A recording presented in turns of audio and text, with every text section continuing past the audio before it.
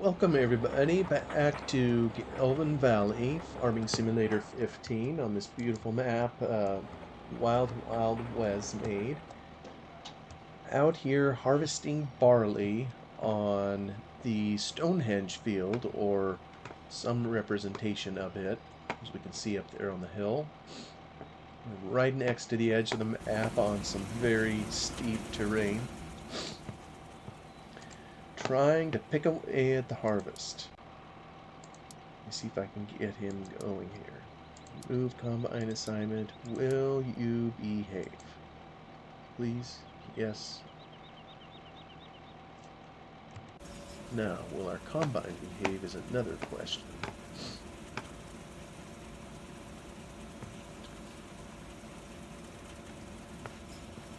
Pop another picture real quick. You know, we just switched off from harvesting canola, which there's a higher price, but a little bit lower yield, so what are you going to do, Combine? There's crop right ahead of you. I'm kind of curious what the AI does here in this instance. You know what? Let's just help him out. We don't need to sit here and wait. We'll just come in here, take a bite. I think our other Combine would have, or excuse me, our other header, we would have headed down the hill, taken another round. We'll pick at as we finish the field up. For the moment, we'll focus on this area up here. Get you hired again.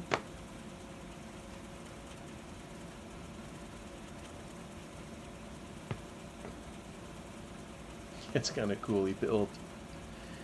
Am I calling it the right thing? Stonehenge? I think I'm saying it right, but I really don't know. And I think the real Stonehenge probably has more rocks. Looks a little bit different. I think I previously showed that when you go stand in those rocks, it makes some funny noises, which is kind of funny the way he built it in. A little element of mystery.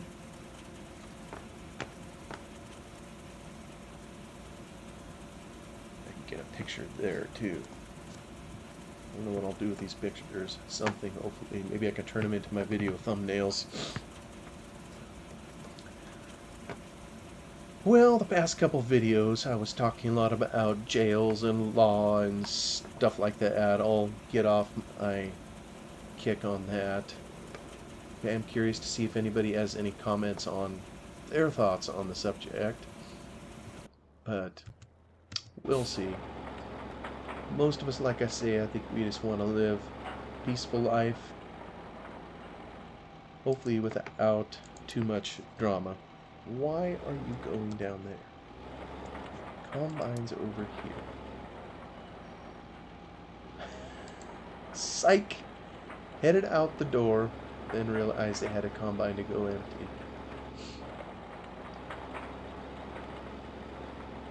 We are a couple rounds in, so I would expect a little better behavior out of horseplay, but I don't know. Oh, so close. Come on.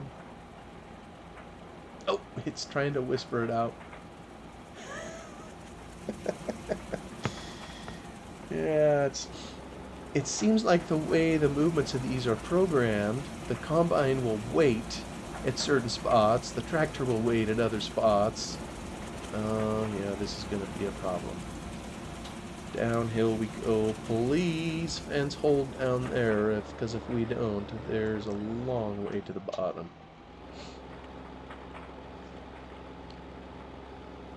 Yeah, we'll just give that a try. Drive now.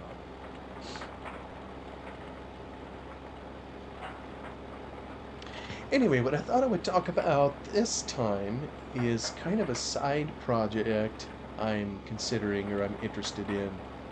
I can't remember if I mentioned it previously or not. Oh boy, hit that post on the way out. I guess that's... my word. It's like it doesn't know when to drive slow and when to drive fast.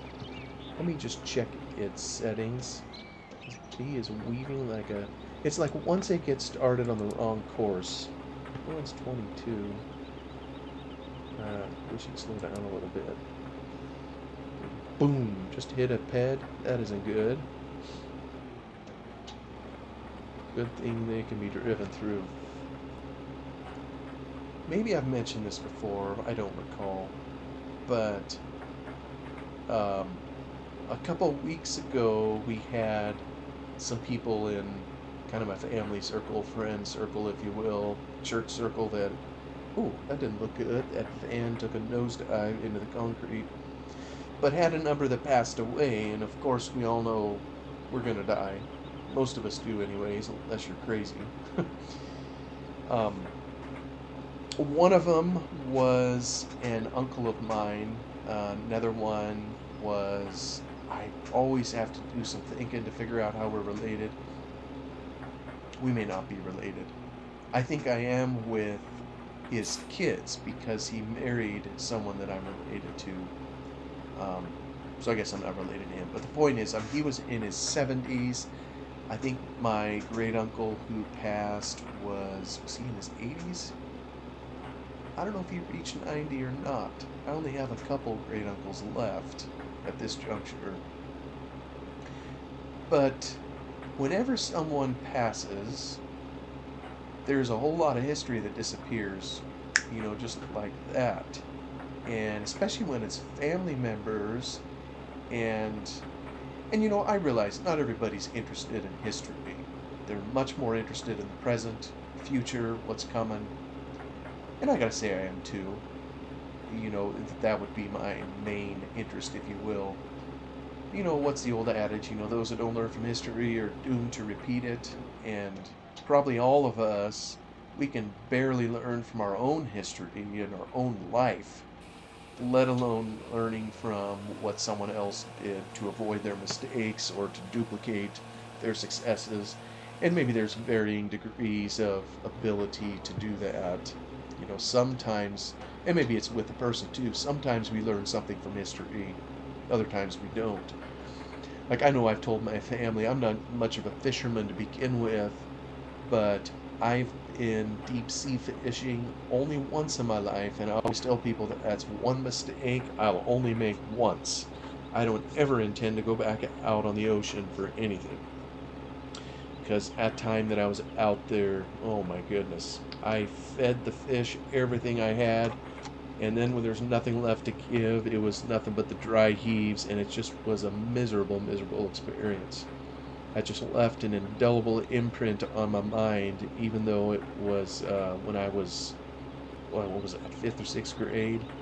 I was pretty little, so I mean that was decades ago, and I still haven't been back out to the ocean. Out on the ocean, that is. But anyway, the history. I had an uncle who has previously passed away. He'd have really been one I'd want to sit down and talk to, but I never did. It's a lot of times if someone passes, we all say, "Oh, that's so bad," or "Oh, I just saw them," or "Oh, I wish I could talk to them one more time," uh, or "Wish I could have asked them about this, that, and the other." But the problem is we're all so busy, we never do that. We never take that time to sit down and really have one of those kind of conversations. And if we do, we rarely document it or try to write down or videotape or whatever this person told us, kind of to keep a record. The closest maybe we can get to that, or that I can think of, like in my family history, I know in my father's family, years ago, one of his sisters, I think, wanted to create a book for the family. And what she needed, of course, was input from everybody in the family. So I know my dad and his siblings, they were all asked to write. I don't know if they were given a minimum amount they were supposed to submit. I think everybody ended up finally submitting pages worth. There was, I think, as I've explained before, in my dad's family, there were 14 living kids, and 14 times several pages apiece, that starts to accumulate a lot of paper. And And then also the same expectation was made of my grandfather. I don't think my grandmother was living at that point. Maybe she was. I just don't remember. And he just flat out was not a writer. And so finally, I think what my aunt did is she said, Dad, just record yourself in one of those old fashioned cassette tapes, and I will dictate, I will type it out, whatever you share and put it in there. And I seem to recall, my grandfather, I'm not going to say he didn't like history or didn't have an appreciation of it.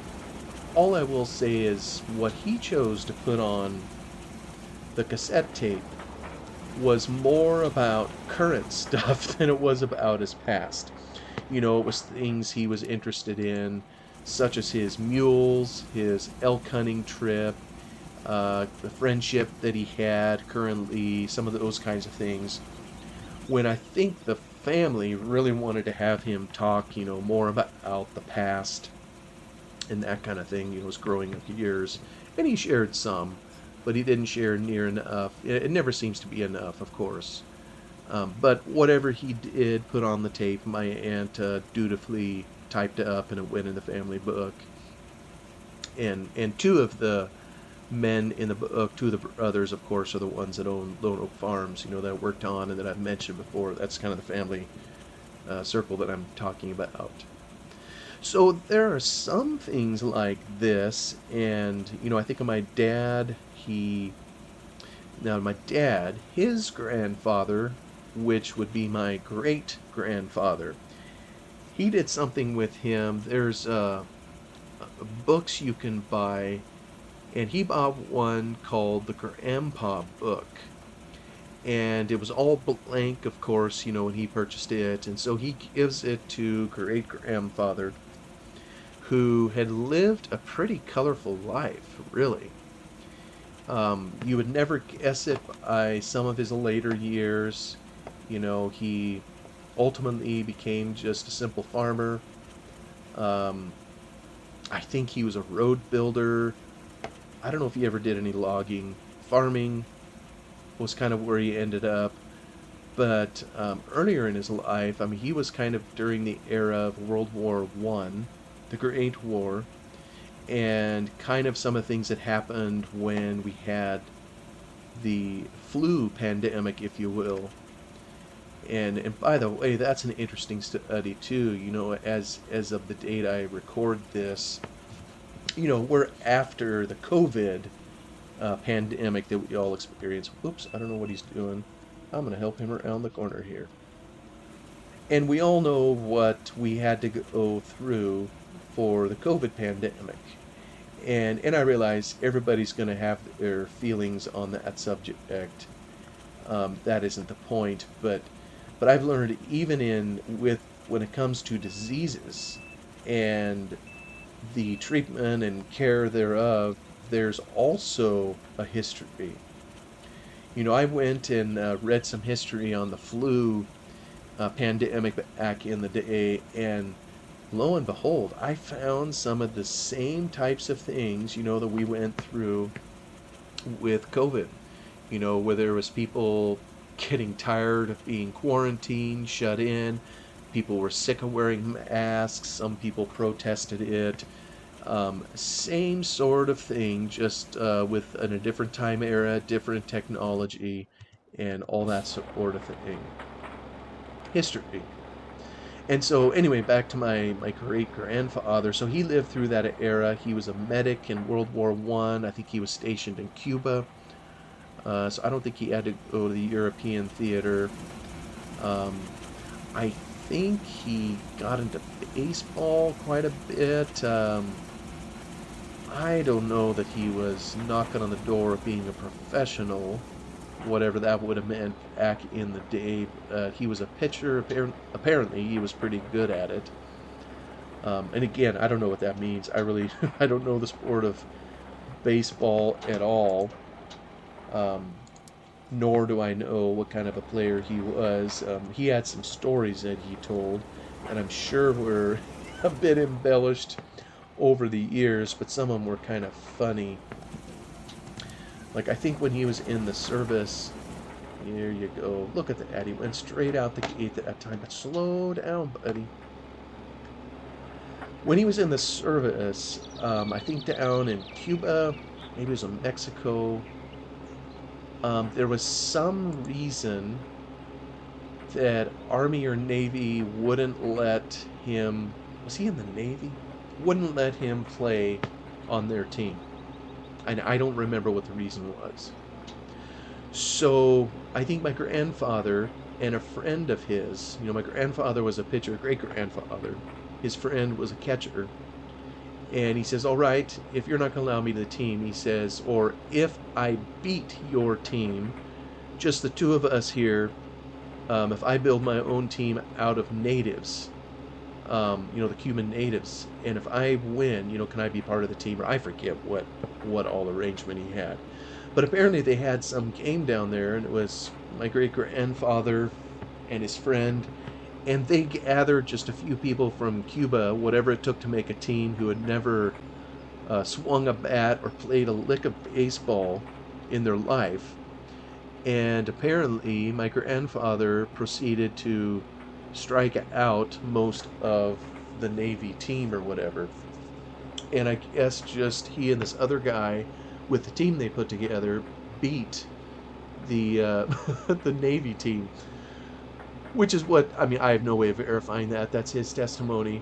He has no reason to lie about it, but that's what he said. So, you take a detail like that. That's a fun story that the family is kind of. I think they do have that out one on tape of Granddad. I almost think I've heard that myself somewhere. But be all that as it may, I've kind of just wondered, with my great uncles passing away. I mean, I don't have any living grandparents anymore. I mean, I have a step grandmother. I have a few great uncles, have a number of uncles and aunts, of course. I don't think I have any great aunt. Well, maybe I do. Maybe I do have one. The point is they're passing away, and while I'm busy about my life and only periodically running into these people, saying hello, goodbye, a cursory exchange of conversation, or cursory is probably the wrong word. Just a surface talk, how you doing, what are you doing? Oh, that sounds great. How's the family? And so on and so forth. All those platitudes that we all say when we get in conversation and whatnot. Um, for something deeper, or to pull out all these stories, that a family would like to keep around. So I visited with one of my living great uncles, who's part of our local church, so he's really easy to talk to, and asked him if he'd be willing to sit for an interview. And I'm not saying I would put all these on YouTube or anything. I mean, he probably wouldn't even agree to sit for an interview if he knew I was going to publish them here. So I don't know what my plans are. I don't know what I'm going to do with any of it, frankly. I did recently get a GoPro. That's probably the wrong camera to use for interview style.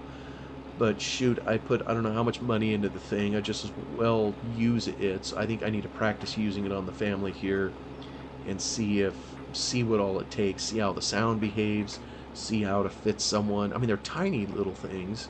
See if I can fit them in the picture, and just see kind of how that would go before I use it on someone else. I do have a tripod for it, so that should help. But then I gotta think, what am I gonna ask these people? And I mean, there's this man is one. There are several people, and probably I would just keep it simple, and it'd be people at our church, that are elderly, that it'd be interesting to sit down and talk to, and see what they've done in their life, where they've been, what they've seen, what their perspective is, what they feel maybe some of their successes in life were, regrets, if they have any to share that they're willing to share. And that's something, I don't know how willing. I mean, I'm not a professionally trained interviewer people person. I mean, I've told everybody here I'm an accountant, so I count beans. They call us bean counters. Um, so I don't hardly know where to begin. Oh, my silly combine still. Oh my, look at this. Well, well, well. Okay. Whoever did this, you fired. I'll count the damage going into. I should have known that was coming. By George, I didn't think he would climb one of the rocks. My, my, my. But that's a new one.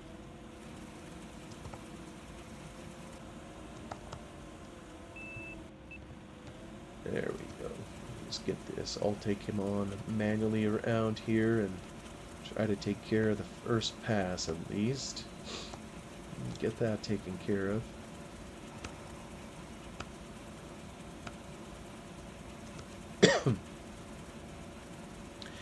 Yes, what I'm starting to say is I wonder if people feel comfortable sharing their genuine regrets. Because some of those regrets might be in an area of life where we really screwed up.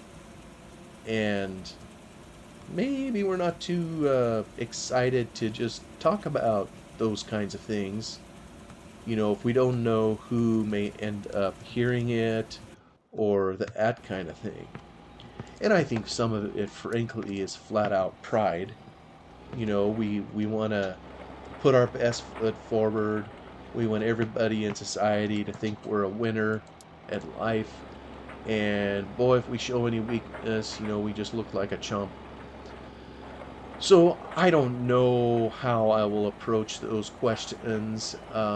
I don't want anybody to feel uncomfortable. So maybe it will be just to focus on, I don't even know if it would be achievements. Or maybe you could call it successes, what they feel are successes. Maybe the way I could cast the other would be to say, well, what do you feel have been some of your greatest challenges? Where are you going, tractor? You don't?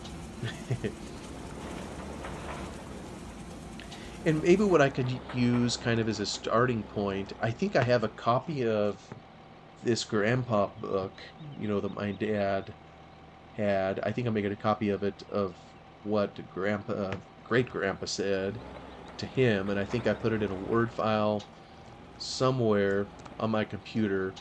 Maybe that could be a starting point. I mean, some of them in there obviously are just simple questions. What's your name? When were you born? Who is your mom? Who is your dad? I think there's a family tree, something or other in there they can build out. Who are your siblings? What did your dad do for his livelihood? What did your mom do?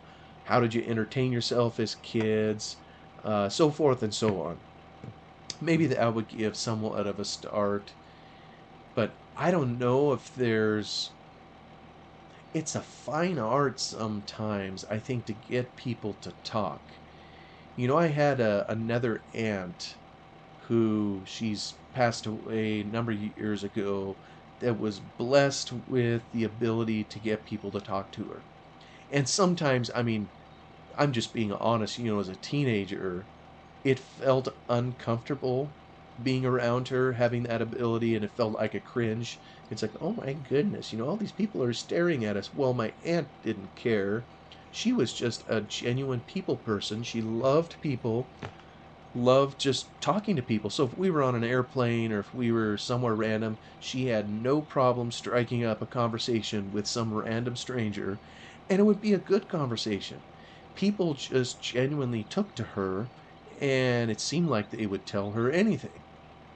I worked with a man, it's been a couple decades ago, early on when I started my career, and he was pretty young too. And I was a couple years ahead of him in the profession, so I was responsible for him, if you will. And I watched him work with clients a number of times, and he had some special talents in that way too, to where clients, and when you're an auditor, this is a good a skill to have, would just share things with him that it's like, oh my goodness, that was incredibly personal what they shared, and they were willing to do it with basically a complete stranger. He just had a knack, with how he interacted with people. And I don't think I have that knack. I have I have the desire, I have a work ethic, but I don't think I have that knack. So I'm gonna have to try to be creative, and maybe I just stay out of areas that I know would probably make people uncomfortable. And I think maybe one of the things I'll do, which I think would be a necessity, is if I develop a list of questions to hand it off to the people I want to interview so they can see them in advance, they know what's coming, and then I won't throw any surprises at them. There might be a follow-up question or what have you, but hopefully nothing that would throw them off their game, but would give them time to think about it. Oh, you are trying to...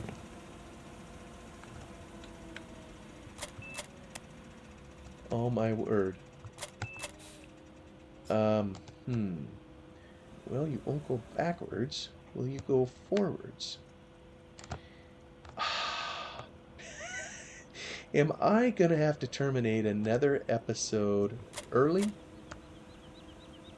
I think my wheel is stuck in this here rock.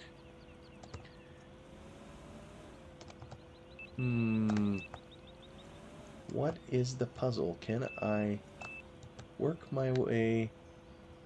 Maybe I'm turning the wrong way. Why won't the combine just behave normal? Okay, let's see here. Can I come in, sneak into the side? My goodness. You know what I'm tempted to do? I already know I need to do some map work on some of the fences and things in here. There we go. There we go. Snap on around.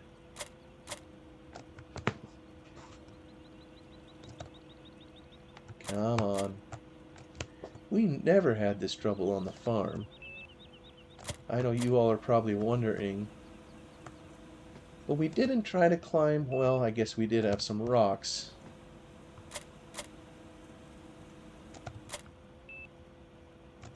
I can't even move the combine out of here. And you see, the trouble is, I'm not sure I can teleport. That's what would make this thing so easy, but now one of my tires, I may have to reset both of these things. Come on.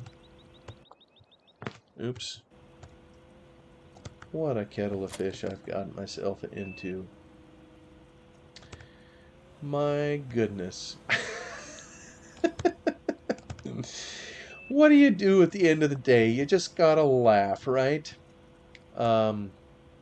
This is gonna beat the stuffing out of the tractor. What would happen? Can I budge my combine if I gently, of course, tap on the end of it? We shall see. I have a feeling I'm going to be limited on what I'm able to do. I'm going to give this a tap. Yeah, first thing I'll get this tractor messed up in there too. Did I get my tire out? I'm not sure I did. Let's see here. You know what? I think I need to terminate the episode here. Boy, this is a continual lesson I gotta learn over and over and over. I'm so sorry. Maybe we can talk some more later about what kind of questions I need to ask of these people I interview. If anybody has any good ideas, I don't know how long of a period I'm gonna try to do that or when I'm gonna even get started. I think with my great uncle, I'm gonna try something this fall later. He's kind of busy over the summer. Busy even in his 80s. I mean, isn't that just awesome? And he's pretty spry. I hope I can, if I make it to that age, that I can be as spry and upbeat as he is. So I'm kind of looking forward to talking to him and seeing what he has to say. I took him to lunch a number of years ago, and one of the stories he told me that just fascinated me is how when he was a kid, I think it was during World War II, and the farm got their very first tractor. I mean, you think about transitioning from horses to tractors and motor power, and just how huge of a change that must have been. I'd really be interested in hearing more of his perspective on that. And he just talks about how excited he was as a kid. They were supposed to be working down in the bottom of a field, and they all snuck up the hill just so they could watch the truck deliver the first combine or combine tractor, so they could be there to see it. And it was history in the making. And so it's stories like that that I'd like to be able to pull out of people if I can, just to hear what they have to say on how this rock, probably because this is a mystery rock that doesn't take kindly to me injecting this combine into here, that is taking umbrage at its presence. So I need to figure out what to do about that. But thank you all for listening. Appreciate you sticking with me one more time here on Gelvin Valley. Have a wonderful day, and I will see you in the next one. Bye-bye for now.